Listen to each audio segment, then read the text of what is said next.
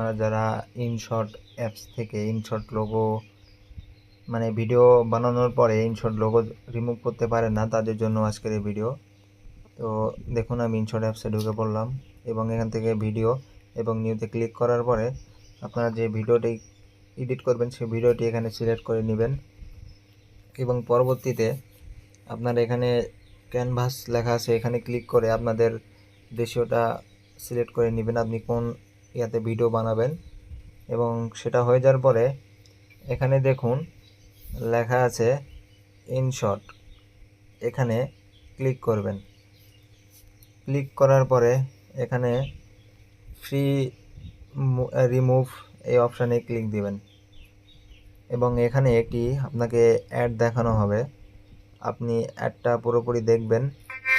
আমি আপনাকে অ্যাডটি দেখার পরে আপনাকে জানাইতেছি। সো বন্ধুরা দেখুন, আমার এখান থেকে ইনশট অ্যাপসের লোগোটা উঠে গেছে।